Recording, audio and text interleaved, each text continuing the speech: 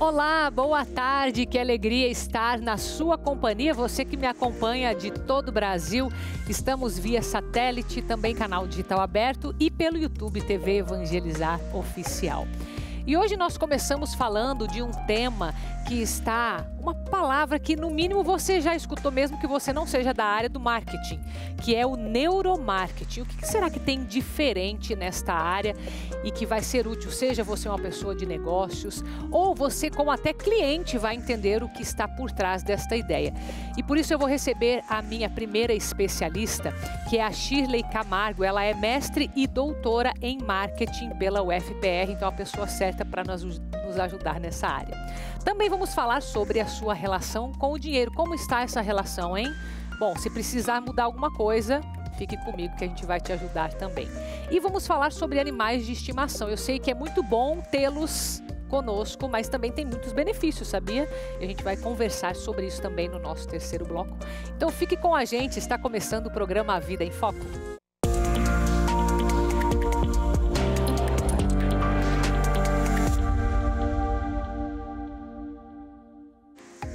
Nós entramos a partir deste momento na área do marketing. Carol, eu não sei o que é, não sou dessa área. Será que isso vai me ajudar de alguma forma? Você compra alguma coisa? Você vai numa loja, você consome um produto, um serviço, uma aula, um livro, qualquer que seja a área que você goste, uma viagem, você provavelmente já foi alvo, digamos, do neuromarketing, porque é exatamente isso que está por trás, mas eu não vou dar uma explicação, porque eu não sou especialista, né? Especialista está aqui comigo, Shirley Camargo, seja muito bem-vinda. A Shirley, ela é mestre e doutora em marketing, certo? Pela Universidade Federal do Paraná. Bem-vinda. Microfone, por gentileza. Muito obrigada pelo convite, Carol. Feliz de estar aqui conversar com vocês sobre um assunto tão interessante, né? Que instiga tanta curiosidade das pessoas, que é o neuromarketing. E é interessante, porque é a primeira vez que a gente traz esse tema tão específico aqui no programa. Então, certamente, o pessoal está curioso para saber, né? Então, já é uma espécie de marketing aqui, né? Mas eu queria entender o que, por exemplo, você é especialista no marketing, que eu imagino seja como se fosse uma casa, ou um guarda-chuva, o marketing. Isso. E o neuromarketing estaria dentro ou não? É como se fosse um braço do neuromarketing. Um braço do marketing. Isso. Porque o que acontece? O marketing tradicional e suas pesquisas, então eles vão fazer questionários, vão entrevistar as pessoas. Tá. Só que as pessoas, o que acontece? Às vezes a gente mente pra gente mesmo, a gente nem sabe a resposta. Ou seja, eu não sei a minha própria resposta. Exatamente. É isso? Você gosta disso, por que você gosta desse produto? Sei lá. Tá não lá no inconsciente, você não consegue dizer, né? Ou às vezes por alguma questão de viés também a pessoa ela pode optar por não querer dizer bem se ela gosta ou não gosta de tal produto. Tá. O neuromarketing ele usa então técnicas e ferramentas emprestadas da neurociência. Né? Então é como se fosse uma junção da neurociência com o marketing. Exatamente. Para entender essa cabeça do consumidor ou não? É esse o propósito? Entender a cabeça do consumidor, isso mesmo. Então a gente pode fazer pesquisas analisando as ondas mentais do consumidor, que áreas do cérebro são mais acionadas quando ele vê determinada propaganda, determinada marca. Tá, mas só para entender, quando você fala para ver essas ondas, então são como imagens que são ativadas no cérebro, é isso que é visto? Exatamente, a gente empresta os aparelhos da medicina, que fazem imagem, ressonância magnética, eletroencefalograma. Olha só. Aquele outro que também põe uns... Tomografia, não? Tipo uma tomografia. Então, a gente empresta né, da medicina esses aparelhos para realizar essas pesquisas. Tá. Só que não é só também os aparelhos que a gente utiliza. A gente usa as teorias da neurociência. Então, a gente estuda o comportamento das pessoas. Por exemplo, um viés muito comum que a gente sempre fala, que é o viés da escassez. Então, o ser humano, se ele sabe que vai faltar algo... Não, já tá querendo, né? Já quer. É uma coisa incrível. A gente vê até em criança isso, né? Exatamente. Você não vai comer, vai acabar. A criança já quer, né? Até que seja, até se for alface. E o que acontece? Então, a gente sabendo, por exemplo, que o ser humano tem esse viés, então você vê as empresas utilizando essas estratégias para vendas. Então, quando se entra lá no site, últimas unidades, né, promoção, só hoje, isso aciona um gatilho no consumidor e ele chama atenção, ele se interessa em comprar aquele produto. Agora, é interessante você falar isso, né? Porque se é algo do cérebro, eu imagino que tá associado com instinto ou não? Sim, tem a ver com instinto também. Tá, isso quer dizer que mesmo que a pessoa saiba que está sendo usado um gatilho, ela provavelmente vai se deixar induzir mesmo assim, ou não? Tem como ser resistente a isso? Assim, eu brinco que eu, enquanto professor de marketing, caio em vários, né? Sim. Mesmo sabendo. Mas por quê? Porque algo que seria instintivo. Então, a gente sabe que as mulheres são mais empáticas que os homens, né? Desde sempre, desde lá da época das cavernas. Né? Então, quando eu faço uma propaganda falando com as mulheres, eu vou colocar sempre mostrando mulheres em grupo, interagindo, preocupada com a família, porque isso é instintivo da mulher, né? A preocupação com a sociedade, com as outras mulheres. Já o mesmo talvez não funcione tanto com o homem. Então, né? Tem que conhecer também a cultura também ou não? Ou é só a questão biológica? A cultura também é importante para o neuromarketing, ela pode influenciar. Tá. Mas essas questões mais biológicas também fazem parte da neurociência e a gente que trabalha com neuromarketing também tem que entender. Mas como eu falei, às vezes é interessante a gente saber, porque pelo menos você vai raciocinar e vai optar por fazer ou não. Eu sei que existe isso, viés da escassez, ok. Será que realmente é a última unidade? Essa uma empresa é idônea, ela está sendo ética ou não? Né? De repente não vai ter amanhã ainda para comprar esse produto. Então, pelo menos a gente conhecendo, você consegue raciocinar se vale a pena ou não fazer aquela compra. Interessante. Agora, quando você fala um pouco dessa questão de neuromarketing, e acredito que muitas pessoas devem ter alguma resistência, não sei, dentro dos profissionais mesmo de marketing, né? Mas hoje em dia todo mundo usa do marketing, certo?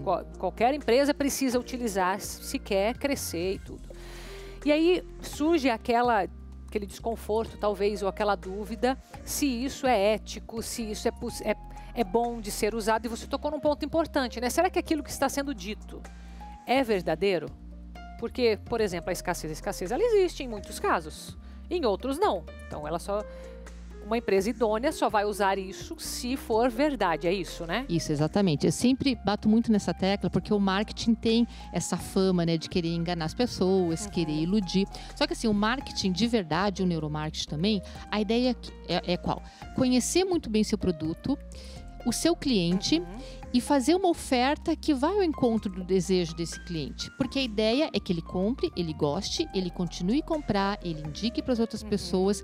Então, isso de querer enganar o consumidor, é claro que tem empresas e profissionais. Mas não é a maioria, né? Não, a ideia não é essa. A gente não quer enganar ninguém e as questões de ética. Então, pesquisas com neuromarketing, sempre quem participa tem que ser muito claro para que serve, o que vai acontecer. Então, a gente tem muito essa preocupação para a pessoa não estar enganada. E a ideia da escassez, por exemplo, como eu falo para os meus alunos, né? Eu dou aula também para microempreendedores, né? Falo, gente, ok, existe teoria, funciona. Mas assim, não vai, né, falar que vai acabar e não vai acabar. Isso é antiético, né? Eu sou contra isso. O que você pode fazer? Você não quer mentir para o seu consumidor? Então, você fala assim, não, a promoção é só até amanhã. Até amanhã. E faz até amanhã. Foi uma decisão da empresa. Exatamente. Aí é diferente. Não está mentindo para o consumidor que vai acabar e não tem mais o produto. Né? Então, essa questão de ética sempre é bem importante, realmente, a gente frisar e tomar esses cuidados. Né? Interessante. E assim, agora, saindo um pouco do lado um pouco da empresa e se colocando no lugar do consumidor, aí é uma visão muito particular minha. Eu entendo que se você trouxe uma primeira informação, o próprio cliente às vezes não sabe o que ele quer. E isso é muito verdade. Eu tenho um problema, talvez eu saiba do problema, tem pessoas que não sabem nem qual que é o problema real ainda, né? Só tem um incômodo. E se eu tenho uma empresa que se preocupa em me ajudar a entender qual é o problema que eu tenho real para me oferecer uma solução, eu não vejo nada de errado nisso. Pelo contrário, eu vejo uma grande ajuda, mas é uma visão minha. Né? Exatamente. E tá certíssima, Carol. A ideia é essa, é a gente solucionar o problema do consumidor. E se o consumidor, ele percebe que a empresa está fazendo isso, está preocupada com isso, nossa, essa empresa vai ganhar o coração do consumidor. Exato. Né? Isso é interessante, né? E você diria, por exemplo, que o neuromarketing, ele é hoje essencial, base para qualquer negócio ou não? As empresas que estão ali só no marketing, né, que digamos é o clássico, porque isso é bem mais moderno, né, mais novo, digamos. Da década de 90, né? Se olhar na história da humanidade, foi ontem, né? Exatamente. Então, essas empresas que estão no marketing clássico ainda, elas precisariam dar um passo além ou isso vai depender da área, se essa empresa já está no online ou se não está? O que você diria? Assim, o neuromarketing, ele está chegando agora, como a gente comentou, então ele é um diferencial. ainda para as empresas que se preocupam, utilizam e fazem pesquisas. Claro que as pesquisas ainda são caras, são para grandes empresas. Porém, o pequeno e o médio empreendedor, ele consegue também. Consegue de que maneira? Conhecendo as estratégias, conhecendo o funcionamento, né, de neurociência, de neuromarketing, como que funciona o processamento de informação no cérebro do seu consumidor, se ele é um homem, se ele é uma mulher, essas questões também comportamentais. Então, isso ele pode conhecer e empregar no seu negócio. Né? Então, digamos, é factível. Digamos, a teoria, ou melhor dizendo, o conhecimento, ele é acessível para qualquer tamanho de empresa. Exatamente. Agora, para investir mesmo no neuromarketing, seria contratar alguém que faça esse estudo que você falou, que vai lá nas pessoas, pega uma amostragem, faz isso como uma ciência mesmo. Isso mesmo. Assim, os valores, como toda tecnologia, já estão caindo. Então, a gente já tem tecnologia aqui no Brasil. Por exemplo, eu conheço uma empresa parceira que ela faz aquela pesquisa com eye tracking. Eye tracking, você olha, tipo, para uma propaganda, e a câmera do próprio computador ou do seu celular vai olhar os teus movimentos oculares e vai dizer... Nossa, olha...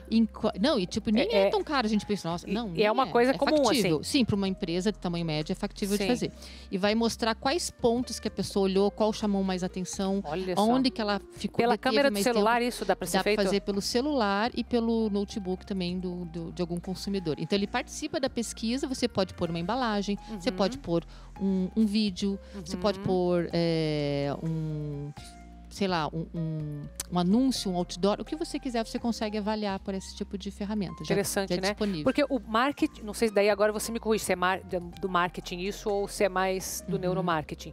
Por exemplo, os cliques em si, por onde o cursor passou, né? O mouse passou lá na tela, onde que dentro de um vídeo essa pessoa ficou mais tempo, ou onde ela parou de ver. Isso já é feito há algum tempo, não? Isso é tudo neuromarketing. Isso é tudo neuromarketing também. E é feito, não faz tanto tempo não que é feito, porque a gente consegue fazer isso. Por exemplo, eu quero avaliar o meu e-commerce, né? Se a pessoa está sabendo navegar, se está fácil.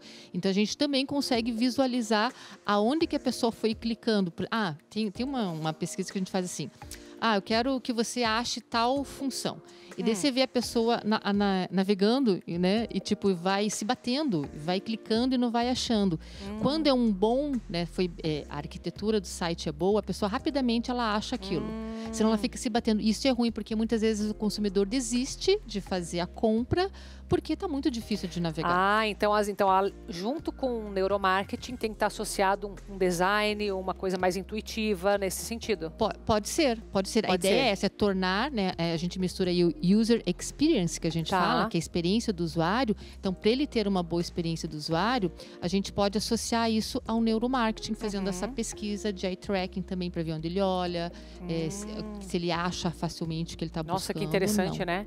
E as redes sociais, acredito que estão unidas com esse neuromarketing, né? Eu fico imaginando, por exemplo, você pega Instagram hoje, né?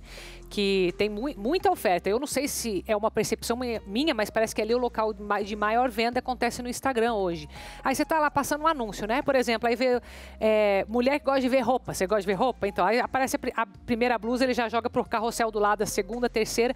Cliquei naquela ali, ele já abre naquela página. Então, isso aí também já tem neuromarketing. Sim, pode ter um estudo de neuromarketing. Só para você ter uma ideia, eu fiz uma pesquisa recentemente que eu queria saber se rosto humano chamava mais atenção nos posts das redes sociais do que um anúncio sem rosto. Legal, né? tua percepção. Ou com rostos, ou objetos que lembram rostos. A gente chama de pareidolia, né? Então, você olha lá, sabe quando ela é tomada, parece que ela está sorrindo para você? Sim, né? sim. Então, o cérebro humano fica buscando rostos em todo momento.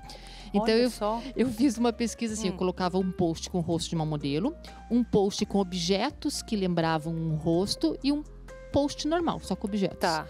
E eu consegui comprovar que o que chamou mais atenção das pessoas era aquele post que tinha objetos que lembravam um rosto. Mais do que um rosto. Eu já ia chutar no rosto. Então, mas eu também tinha essa sensibilidade. Eu queria saber realmente. Mas daí eu estudei e fui pesquisar o porquê. E eu cheguei à seguinte conclusão. Porque o rosto é um formato de rosto, chama a atenção do nosso cérebro, porque a gente tem uma área só para isso. E só que é diferente. É um rosto e não é bem um rosto. Então a gente chama uma curiosidade também. A gente para processar aquela informação e acaba chamando a atenção. Que interessante. Nossa, aprendi um monte aqui hoje, hein? Muito bom. Bom, Shirley Camargo, que é mestre e doutor em marketing pelo FPR, está disponível para você o Instagram aparecendo. Agradeço, viu, tua presença muito boa nas conversas. Carol, que bom que você gostou e quando precisar falar sobre assuntos de marketing, só me chamar, vai ser um prazer vir aqui conversar contigo. Obrigada, viu? A gente vai fazer um intervalo agora, bem rapidinho. Na volta a gente fala sobre a sua relação com o dinheiro. Eu volto já.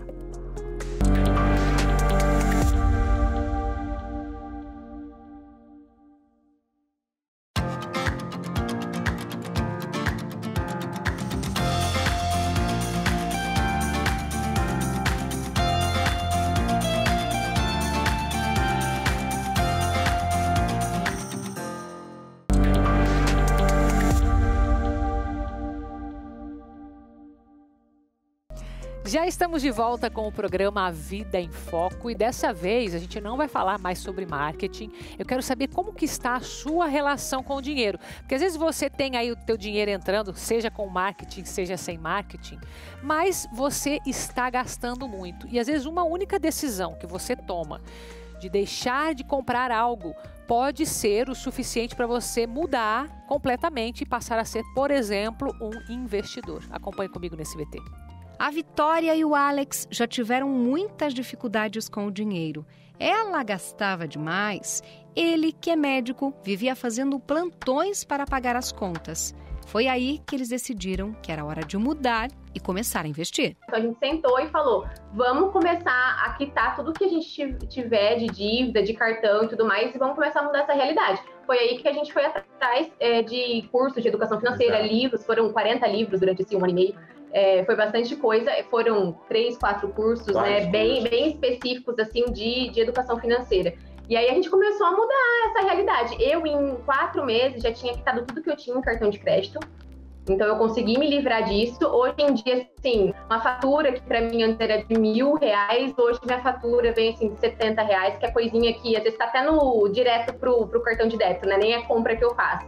Às vezes é algum aplicativo, alguma coisa que está direto no cartão. Então, essa realidade mudou bastante, né, amor? Mudou muito.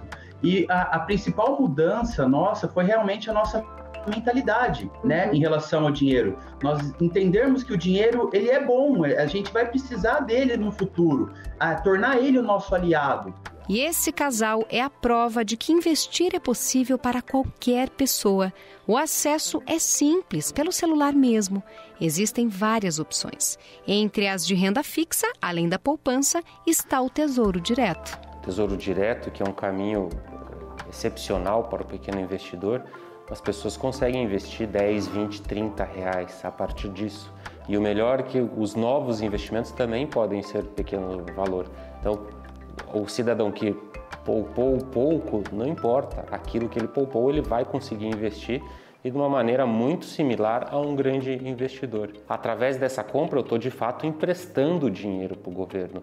Em troca desse empréstimo, o governo vai me pagar uns juros. Muitos dos fundos de investimento que os bancos possuem, eles fazem a mesma coisa. Mas aí eu dou o meu dinheiro para o banco e o banco faz os investimentos nos títulos. No Tesouro Direto, a pessoa, o poupador, o investidor consegue fazer diretamente. E todas as instituições financeiras hoje oferecem acesso ao Tesouro Direto e grande maioria delas de maneira gratuita. Ainda nos bancos existem outras alternativas. Nos bancos existem os títulos emitidos pelos próprios bancos de renda fixa, que são os CDBs. Você pode aplicar em CDB de banco menor também, porque tem uma garantia de até 250 mil por CPF. Mas existem todos os fundos de investimento que os bancos oferecem. E aí os fundos, eles podem ser desde o mais conservador até um fundo muito arrojado que pode dar a oportunidade do investidor ganhar muito ou perder muito também.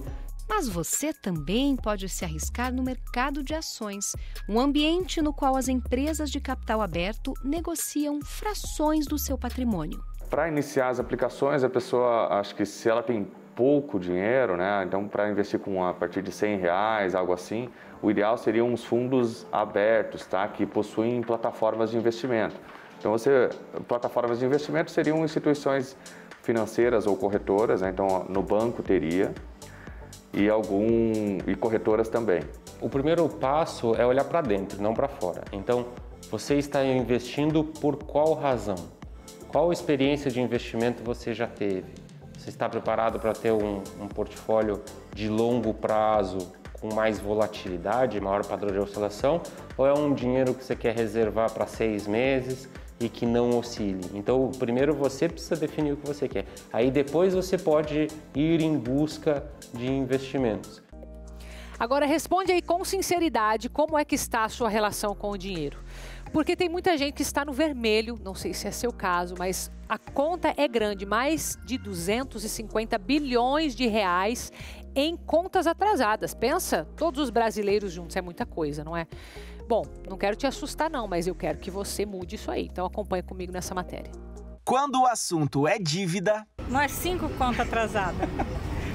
Tá endividada? Muito, amigo, desde o início da pandemia. Tem gente que já passou tantos apuros que agora não quer nem pensar em colecionar contas. Já com cartão, daí eu renegociei daí. Você hoje tá tudo em dia porque você já viu que não dá mais para atrasar a conta? Isso, não dá para atrasar, porque a questão do juro, né, é muito alta.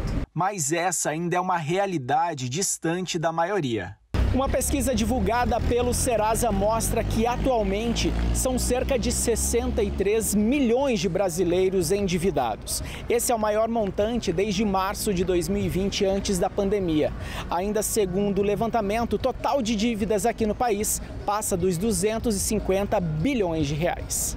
Segundo uma outra pesquisa feita pela Confederação Nacional do Comércio de Bens e Serviços e pela FEComércio, mostra que 96% das famílias aqui no estado do Paraná possuem algum tipo de dívida. Esse é o maior nível de endividamento dos últimos 13 anos, deixando o Paraná no topo do ranking nacional. Principalmente por causa da pandemia, a gente teve desemprego que aconteceu ali muito elevado, agora a gente está tendo uma diminuição, ainda bem. Mas durante a pandemia as pessoas tiveram que parar de trabalhar, depois muitas perderam o emprego, perderam a renda e aí tiveram que complementar a renda usando o crédito, né? Usando empréstimo, usando o rotativo do cartão. E hoje, como a gente está com uma taxa de juros alta, fez com que o endividamento ele cresça e aumente em números cada vez mais. Mas foi como fator principal, sim, a falta de planejamento aliado à pandemia, que era uma coisa que ninguém esperava, né? Aquela compra que enche os olhos por uma parcelinha bem pequena acaba entrando nos fatores comportamentais que contribuem nessa estatística negativa. Causa muito endividamento porque a gente acaba esquecendo de colocar no orçamento as pequenas contas e de grão em grão, como diz a minha avó, né? Galinha enche o papo, ou seja, a gente pega aquela fatura enorme no final do mês por conta então dessa falta de planejamento. Então tomar cuidado também com as pequenas parcelas, com os sites que a gente costuma usar, porque a gente vai comprando de 6, de 10, de 20, acaba dando R$1.000, R$2.000 e aí a gente acaba aí ficando totalmente desesperado. Inclusive, algumas pessoas usam um cartão para parcelar o outro, de tantos parcelamentos, e aí acaba virando aquela bola de neve, você já nem sabe mais o que você está pagando. O jeito é buscar alternativas para se manter, mesmo no vermelho. Paga água e luz, né, para não ficar sem, e o papai e o resto ir deixando. Falando em dinheiro, falando em dívidas, nós vamos falar sobre o empreendedorismo, que às vezes a gente está numa área e quer mudar. Muitas pessoas são mais radicais, outras nem tanto.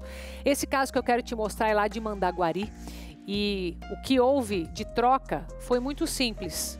Mas, para quem é empreendedor sabe que qualquer mudança pode ser gigantesca. Sair da área de verduras, de plantação de leguminosas para plantação de suculentas, que são mais ornamentais. Acompanhe comigo.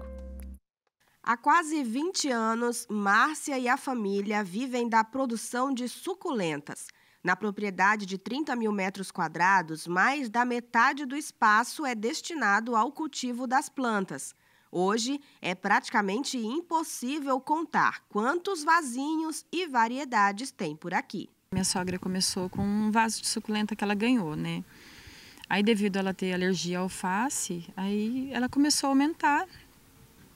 E foi comprando, ela começou colecionando, né? E foi aumentando.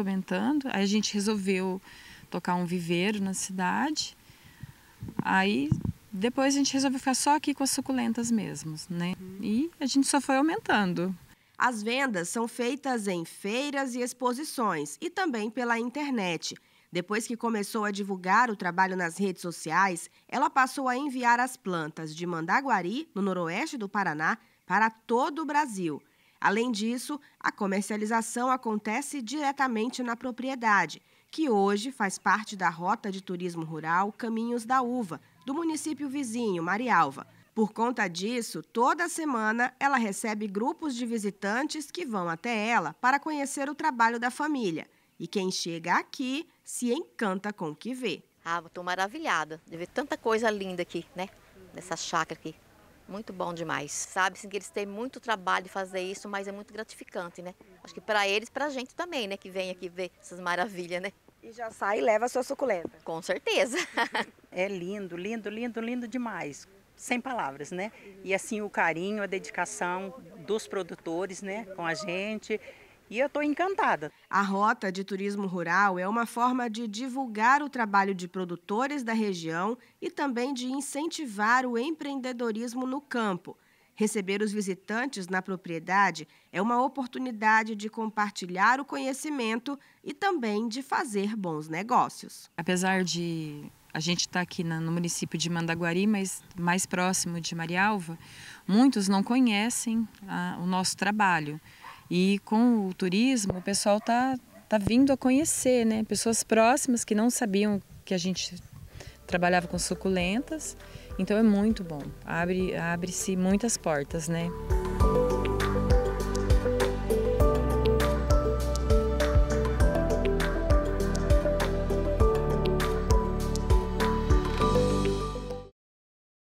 E no próximo bloco nós vamos falar sobre animais de estimação, que eu sei que você gosta, e você vai amar ainda mais, porque nós vamos ver os benefícios de tê-los em nossa companhia. Eu volto já.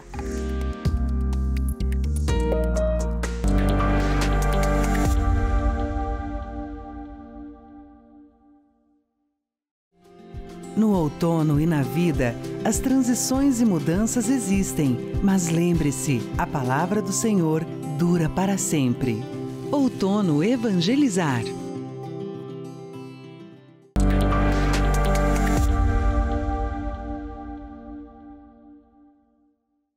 De volta com o programa Vida em Foco e para falar sobre uma área que eu tenho certeza que você adora, já gosta. Animais de estimação você tem em casa ou não?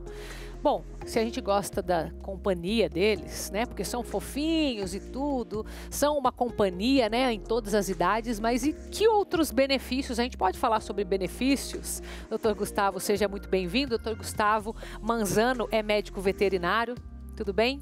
Tudo bem, Carol? Tudo certinho, e você? Graças a Deus. A gente pode falar, assim, de benefícios em ter um animalzinho de estimação? Como que é isso?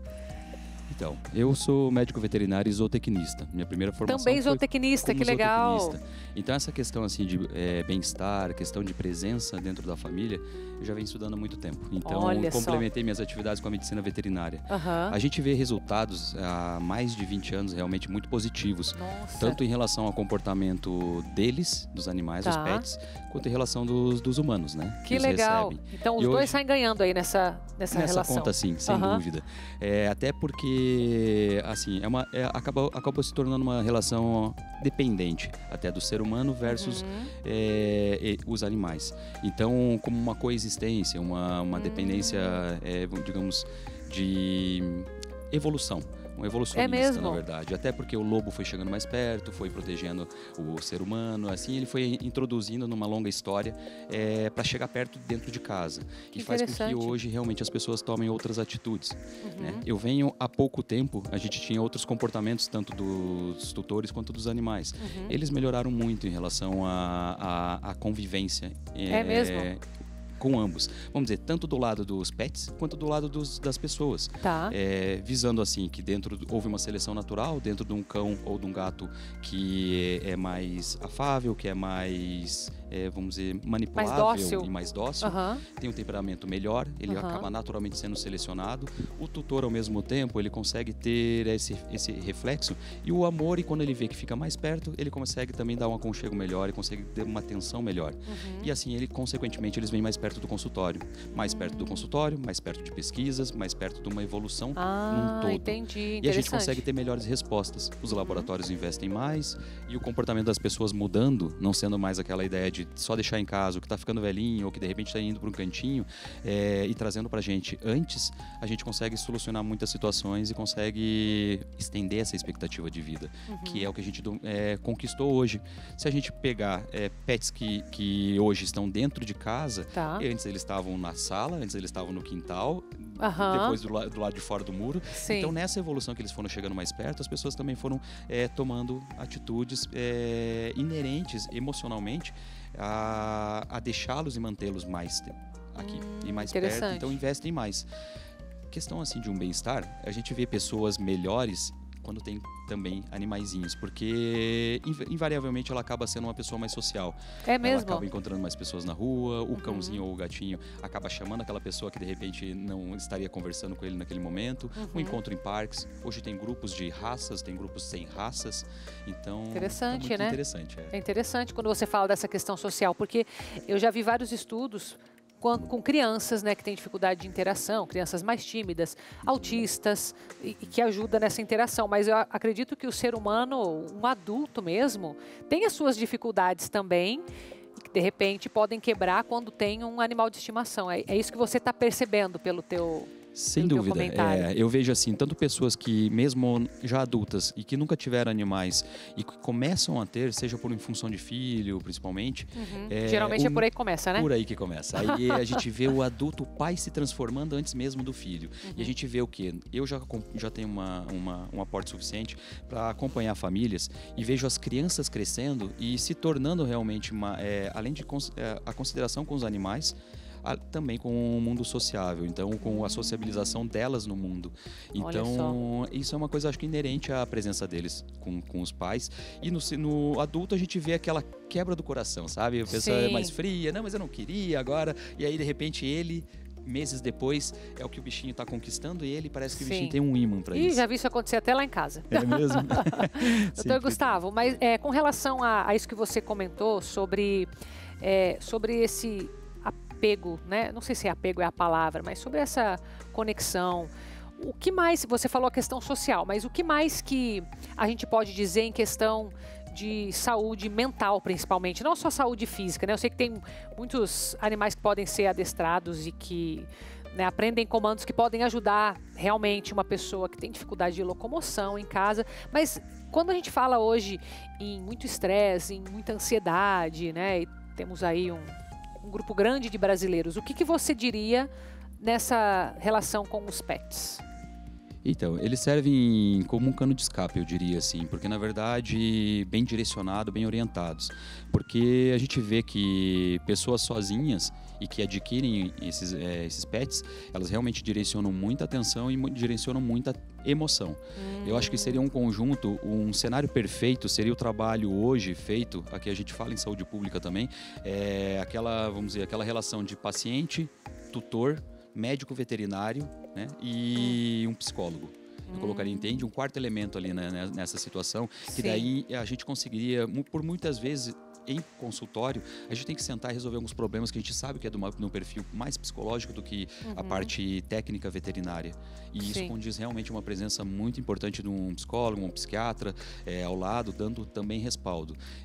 Mas eles dão o que eu vejo da parte veterinária é a parte que eles conseguem realmente aliviar essas emoções, conseguem dar um cano de escape bem direcionado assim, para essas pessoas. Mas elas não deixam de ter realmente a necessidade do suporte mais técnico possível ali. Eu diria que elas são coadjuvantes num tratamento. Claro, mas essenciais. Você está falando que não vai ser, digamos, a solução unilateral. Perfeito. Mas que ela tem um peso que pode ser um acelerador até, né? Eu diria. Isso, perfeito, exatamente. Legal. A gente vê assim que criança, eu tenho paciente e tanto psicólogo para autista quanto pacientes autistas também. Então essas manipulações elas são diferenciadas, elas têm os critérios diferentes. E aí existem perfis de cães que vão cumprir essas metas, vamos dizer assim, entende? Não são todos. Então teria realmente que ter um conjunto de ações com os profissionais ali. Legal. Doutor Gustavo, mais uma pergunta que eu tenho com relação à educação de filhos. Eu sei que não é tua área, né? Eu quero que você fale como zootecnista mesmo, como médico veterinário, mas hoje também existe um certo desafio em educar as crianças, em dar responsabilidades para essas crianças. Será que um animal de estimação ele pode ser, de alguma forma, um incentivo para que ela tenha uma responsabilidade a mais, para que seja estimulado esse lado de capacidade mesmo, né? Eu não tenho dúvida, na verdade, disso. Eu acho que eles são essenciais, assim, na fase de criar essas responsabilidades. Agora, em relação à idade, aí volta a puxar o auxílio desse outro profissional, que é o pediatra, enfim, que vai poder dizer qual é a idade que aquele indivíduo ele vai poder realmente ter. Vai ser uma coisa mais individualizada, para ter né? umas responsabilidades. Que você pode dividir, na verdade, as funções dentro de casa. Então, eu diria que a criança ela é essencial no dia a dia e que os pais têm esse dever realmente de introduzi-la no melhor momento, conforme o hábito e jeito da criança mesmo. Legal. Mas o pet, ele faz uma diferença muito grande nisso. Então, desde o conceito de... Porque a gente tem que entender que o ter, manter e perder é todo um processo que eles fazem um capítulo na nossa vida. Verdade. Então, a criança dentro desse processo, naturalmente, num processo natural, ela vai conviver todas essas etapas e com o apoio dos pais e o discernimento, né? Eu acredito que tudo dê muito certo lá pra frente. Vai colher esses frutos a médio e longo prazo. Uma pessoa que vai crescer com uma consideração em relação ao animal muito melhor, vai crescer com as responsabilidades, entendendo que o animal ele tem hora, tem jeito, que se ele não der comida, ele não come. Se ele não limpar o ouvidinho dele, ele não vai conseguir limpar sozinho. Se ele não escovar os dentes um pouquinho, fazer um cuidado de higiene oral, ele também não vai conseguir. Então, essas são lições fáceis, ao meu ver, que podem ser introduzidas na vida de uma criança conforme a idade que ela apresenta. Muito bom. Deixa eu pegar alguns dados aqui que eu acho interessante, né? 80% das pessoas se sentem menos sozinhas na companhia de um pet. Esses são os dados da Elderman Intelligence. 80% é muito alto, né? Então, bastante. Companhia mesmo. É bastante. A questão é que a gente vê que depois de pandemia houve bastante, durante a pandemia houve bastante essa situação. De exatamente. Pets, né? Também. Então, desde a adoção até a questão de manter eles com eles. Antes parecia que era mais fácil eles se desligarem. Então, a gente vê realmente esses dados, para mim, parecem bem verdadeiros na prática. Um outro dado da mesma fonte, é a Elderman Intelligence. 26% dos entrevistados alegam ter um animal de estimação por fazer bem à saúde mental. Foi o que a gente acabou de falar, né? Então, quer dizer, os próprios pacientes, né, aquela pessoa que identifica que está com alguma questão mental, acaba reconhecendo isso. 26% desses entrevistados também é interessante, né? É um quarto, né? É uma taxa bem importante, sim. A recuperação deles, eu acredito que faça toda a diferença. Principalmente para quem, de repente, cresce e já tem a presença deles. Então, a falta deles vai se tornar, eu acredito que hoje, um novo problema, na verdade. Sim. E mais um estudo realizado pela Universidade do Canadá, com 700 bebês, comprovou que os pequenos têm menos chances de desenvolver crises alérgicas. Às vezes a gente vê o contrário, né? Ah, não, eu não vou ter cachorro ou gato em casa porque eu tenho um bebê, né? Porque vai dar alergia, porque ele vai engatinhar e vai estar sujo. E é exatamente o contrário que esse estudo mostrou, né? Interessante. É muito. E isso é uma bandeira que a gente já vem levantando há muito tempo por conta exatamente da resistência. É a questão do desafio e resistência. Então, acompanhado com o pediatra, acompanhado com o médico humano em paralelo, eu acredito que essas comunicações, essas notícias que não deveriam, que não podem, vão caindo por baixo. Porque hoje tem mais exames para fazer identificação e a questão, a gente sabe que em contato cria-se mais resistência e um indivíduo mais forte. Com certeza. Relativamente. Então, várias quebras de paradigmas aqui hoje, né? Doutor Gustavo, agradeço, a tua presença. Eu sei que você está lá no Instagram, aparece também para você, para ter mais contatos. Obrigada, tá? Agradeço também o convite, muito obrigado pela oportunidade. Tá? Obrigada a você. E falando em animais de estimação, esse aqui não é para você ter no teu quintal, tá bom? Mas curiosidades sobre a girafa Evangelizar Encina de hoje. No nosso planeta existem diferentes tipos de animais, alguns microscópicos, outros com grandes dimensões. No Evangelizar Ensina de hoje, separamos 7 curiosidades sobre o animal mais alto do mundo, a girafa. O nome dessa espécie vem do árabe, que significa alta. Um filhote mede aproximadamente 2 metros, enquanto um adulto pode medir até 6 metros de altura, sendo o macho maior que a fêmea. Dona da patada mais forte do reino animal, a girafa pode dar um coice capaz de matar um leão. Apesar de parecerem serenas, também são muito velozes. Geralmente são bastante silenciosas. Inclusive, durante muito tempo, se pensou que elas fossem mudas, já que o som emitido pela espécie é baixo. As girafas não possuem cordas, mas sim pregas vocais. Por isso, o som que emitem é grave e abafado. As suas manchas são únicas e funcionam como as nossas impressões digitais. Cada animal dessa espécie tem o seu conjunto de manchas, que são diferentes de todas as outras. A girafa é um animal herbívoro que se alimenta principalmente de folhas de acácias, uma planta com grande quantidade de espinhos. Como elas possuem uma língua flexível de aproximadamente 46 centímetros, a retirada das folhas é feita de maneira bastante segura. Cair é a primeira experiência de uma girafa, já que as fêmeas dão à luz em pé. A gestação dura 15 meses e nasce apenas um filhote por vez. Nos últimos 30 anos, a quantidade de girafas diminuiu 40%. Hoje, essa espécie, originária do sul da África, assume o status de vulnerável na lista vermelha da União Internacional para a Conservação da Natureza. Espero que tenha gostado destas curiosidades. Te encontro no próximo vídeo. Até mais! E olha só, no programa de amanhã, que está imperdível, nós vamos ter aqui na prática quais os cuidados que você tem que cuidar com a sua pele, a pele do rosto, para você ficar mais bonita, entendeu? Parecer mais jovem. Nós vamos ter aqui no programa, então eu espero você às 3h30 da tarde, tá bom? Beijo, fica com Deus.